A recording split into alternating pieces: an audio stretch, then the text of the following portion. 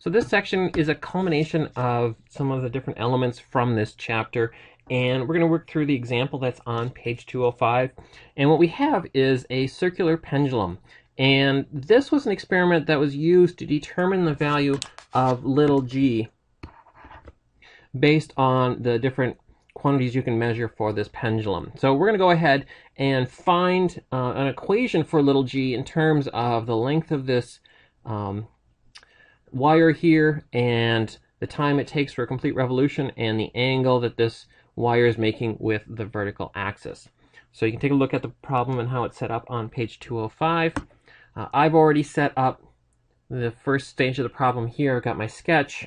The ball is my system. The surroundings include just the string and the earth. And so here are the two forces on the free body diagram for the ball. And notice that I have a net force. The net force is not zero here. And I knew that because the ball is actually traveling in a circle.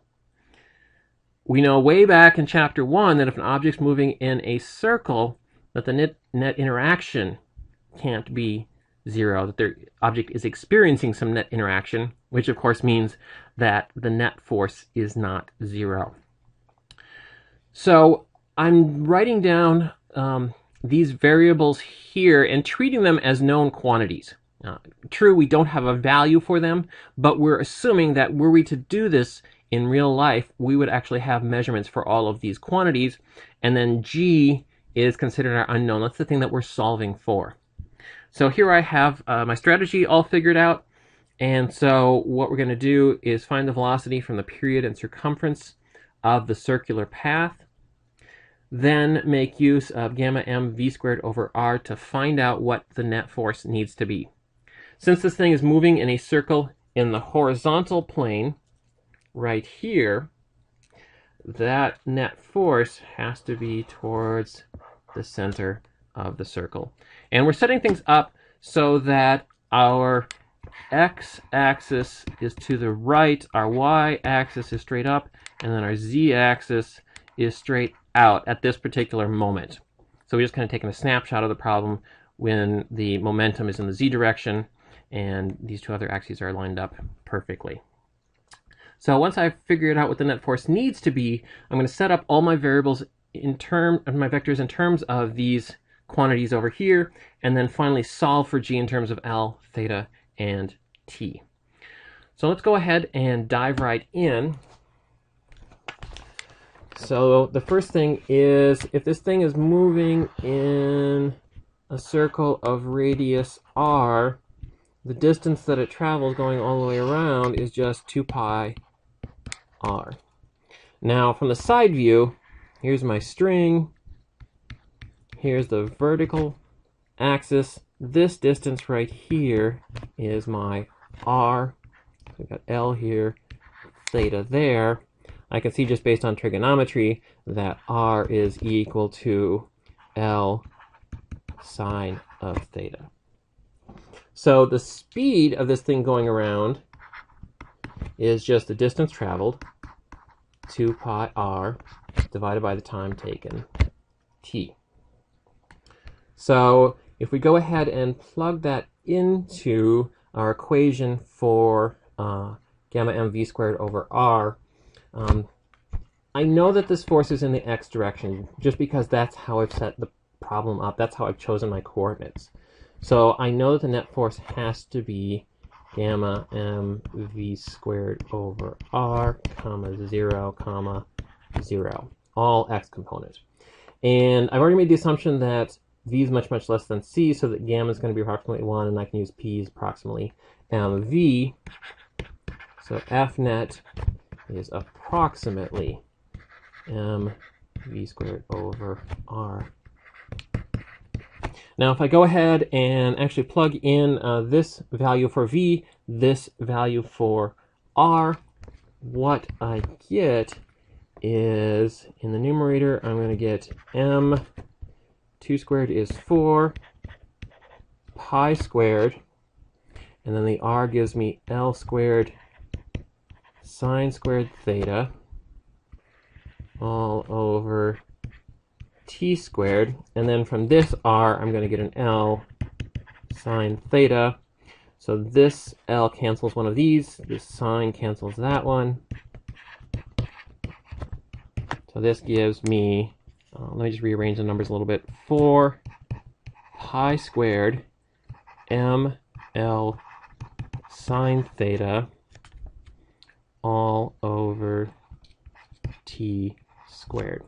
And before I go any further, I should probably check my units to make sure that I didn't mess the algebra up here.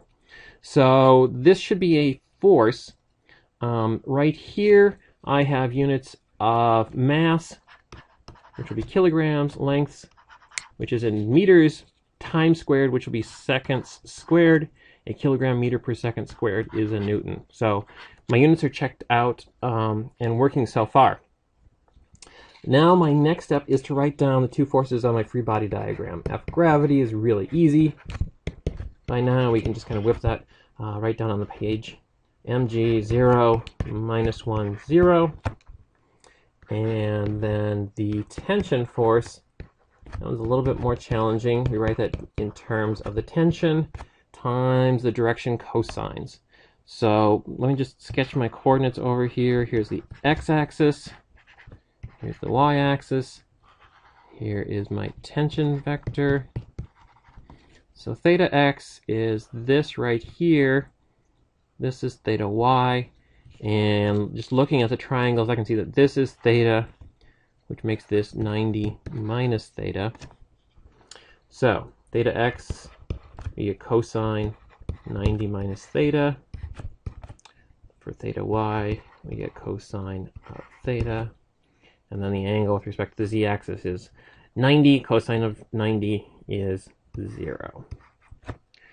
So now let me write down my second equation for net force in terms of these two, because I know that F net is also equal to F grav plus F10.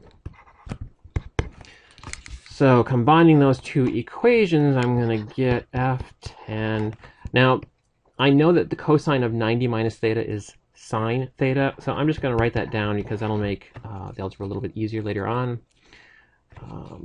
And that's the only component in the x direction. And then the y direction, I get F10 cos theta minus mg, and then 0. So now my next step is to equate this value of the net force with this equation up here. So notice that the x component is going to be equal to all of this. The y component is going to be equal to 0. So I have two equations. First equation is that F10 sine theta is equal to 4 pi squared ml sine theta all over t squared. And the second equation is F10 cos theta minus mg equals 0. All right. So, a couple ways I can go about doing this. Why don't I just solve this equation right here for g, and then I can solve this for F10 and plug that into this other equation. So, in this equation here, I have that F10 cos theta over m is equal to g. And this equation right here gives me that F10 equals 4 pi squared ml. These signs end up canceling out on both sides over t squared. All right. So let's go to the next page to continue the solution. So g is F10 cos theta over m. F10 cos theta over m. And F10, its magnitude was 4 pi squared ml over t squared. 4 pi squared ml over t squared. So plugging this in for F10, g is equal to 4 pi squared ml cos theta over mt squared. The m's go away.